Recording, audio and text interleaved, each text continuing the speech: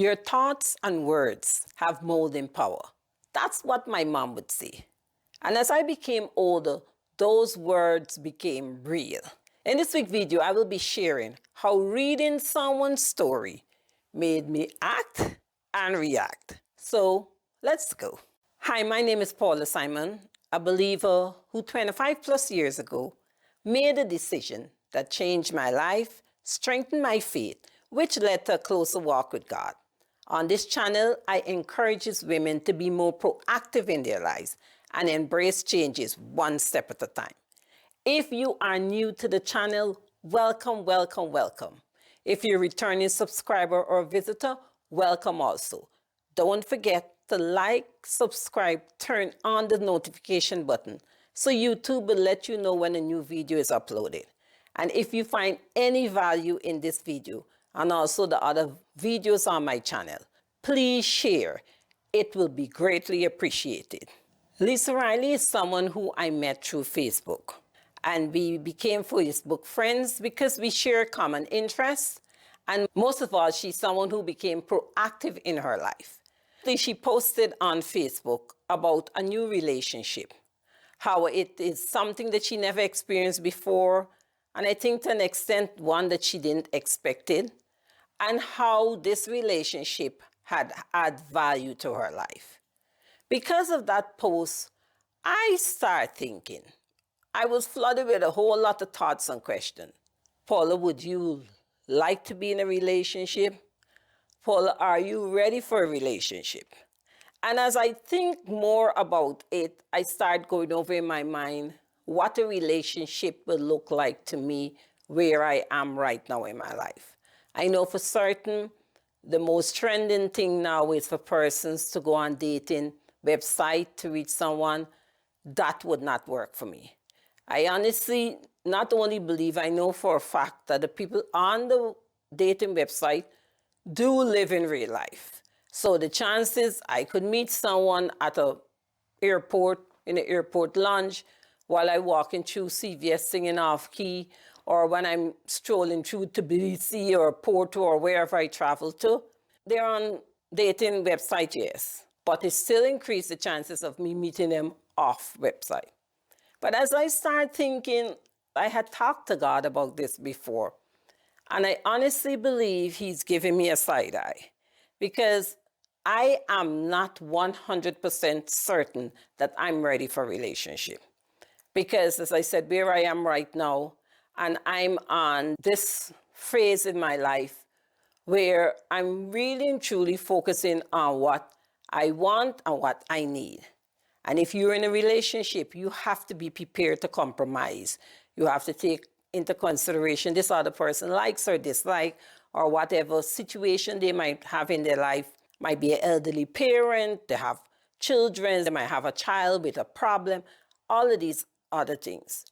Am I ready to rearrange my life for someone to come in? I give this thought more time in my mind than usual. And I think in a certain way, you too been peeping into my thoughts. Because you know how they make these suggestions of video? Suddenly I went on YouTube and there is this suggestion of this Tevin Campbell, Can We Talk? I think it's a challenge over the summer. So this song keep playing in my head. Can we? I'm not going to sing it, guys. I think the video is going well. I'm not going to sing it. But this song just keep playing over and over in my mind. So a morning when I went on the elevator at the top floor, and as I said, it's playing in my mind. Just before the elevator closed, in fact, it had closed, and then it opened because someone pressed the down button. And these two guys came in. They're both in military uniform. They came and they didn't say anything. They just came on. One looked at me, the one that is nearer to me, but the other one in that direction, he didn't even look. I don't know, guys. I'm telling you. I just turned to them and said, good morning. Not in like a friendly way, but like reminding them you're supposed to say good morning. The one to my right, he answered, but the next one in front of me decided, he just remained stoic. You could tell he took his military training very seriously And for who knows, the man perhaps might not even understand what I'm saying. But by the next floor, when the elevator stopped, this one to the right, apparently he either get it straight that he should be mannerly, or he just think it wise to say good morning to a male as against a female. Because the guy that came on the elevator, he said good morning to him. He looked at all of us and said good morning. So these two guys in a military uniform, the one in the corner, because he came past me and stand to that way, he was GQ looking, like well suited, hair well trim and well done. You know, he's ready for the road. So I'm standing there, and guys, for a brief moment, this thing flashed in my head. And I assess this situation in seconds, because I know what passed my head for me to say will throw all three of them off balance, especially those two that I think was a little rude. So I turned and watched them. I said, any one of you guys on this elevator here single? The one to my right, that answered, he like make a song like this. The other one kept his military position. He was still stoic. The other guy that just came on with the suit, he laughed. He said, no, I'm not available. So I just turned and said, okay, well, all the good ones in suits are never available. So he turned and said, oh, but look, you have these here in uniforms. They might be available. I said, but they're not answering. And we both laughed. It reached to the ground floor. We came off. I was heading for my breakfast. I honestly believe Lisa's post, YouTube getting into my mind, get me in the, you could say, fun mood. Because I know they would not have reacted. And even if any one of them did said yes, well, then I would have to figure out a way how to get out of that. But I just gamble that I would throw them off. They would not respond, and I would just make a joke and go on. So Lisa make me act. I went to my breakfast that day and everything was fine. I think it might have been but 3 or 4 days later was the last breakfast I was having at the hotel. So I went in and I sat in the corner, just looking around, taking note of the place and hoping and praying that the next place I'm going to, it will be as great as this one, because the atmosphere was really nice. The staff was great. The food was great. And as I said, the atmosphere, they had several restaurants nearby. It was very convenient. I'm just thinking about the other hotel that I'm going to. So I'm sitting there when someone comes and say, can we share this table? Bear in mind, guys, the Saturday morning, it was practically empty. There wasn't much guests around. So the place had, and usually there's always space for you to sit, even when they have more guests. So this man could have gone somewhere else. Mind you, my back was turned to where he came from, because I was sitting in the corner, all focused on my food and thinking about what next I need to get done. Side note, guys, I'm not big on forming conversation when I'm eating, especially with new people. I mean to say, if I know you and you're sitting there and we eating, certain questions I definitely would not have to answer, like why you're here, where you came from, what you do. Those questions I wouldn't have to answer. And most importantly, if you really know me, you will realize when I'm not talking or I'm not responding is because I want to eat my food. If my food hot, I want to eat it while it's hot. If it's cold, I don't want it when it gets warm. I love to talk less when I'm eating. So to have breakfast and go in and sit with a stranger to strike up conversation, that's practically nil. That is not happening.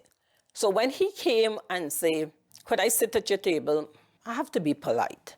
But in my head, I was thinking, have other seat. Why you can't go and sit somewhere else? He came, he introduced himself. He said, in fact, he told me he's Korean. I look at him, the first thing I would think is Chinese, because guys, I don't know the difference. Anyway, he said he's a Korean and he's living and working in Dubai. I think he's in the engineering field. Then he asked me, which is good that he started talking first, so I could have continued to eat my food. And then he asked me what is my name, where I came from, what I do. And then is when I asked him if it's his first time in Georgia. And he said yes. He asked me and I said yes. And he was telling me what he liked doing, what next he's going to do and things like that. Then he decided to ask me out if I would reach him later on for drinks. You know why I think they have to do with Lisa?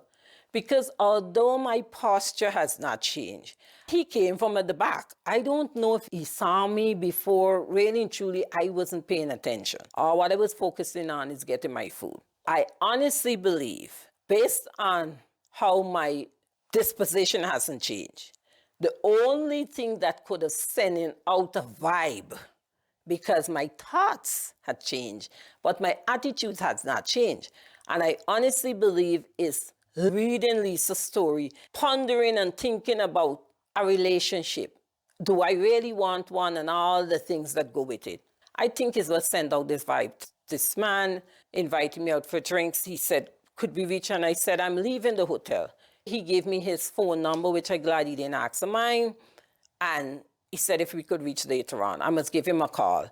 Based on my plans, and if I have time, he would really like for us to meet again in the evening. Well, I take the information. I stayed in. So, guys, even if you had the thoughts that there would be a wedding in Korea and a honeymoon in Dubai, and you would be going, put back the fancy dress, it is not happening. The whole thing draw attention to is that we have to be careful what we're thinking about. That were good thoughts. That was constructive thoughts. That was healthy thoughts. Because if you find someone who is a good partner, not a perfect partner, because you ain't perfect, the person would never be perfect. But if they're a good partner and you meet at the major and most important things you guys could come together with, is an asset that will add value to your life. And same way, if you concentrate your thoughts on something that is non-productive, be it is something someone say, is something that if you look at you have no control of. I honestly believe, because all the time I'm traveling, I have the thoughts, nobody approaching me. I believe that was what bring this person to me. The thoughts that I had marinating in my head for the few days. It's the same way if I had anger or had anything that is non-productive or negative.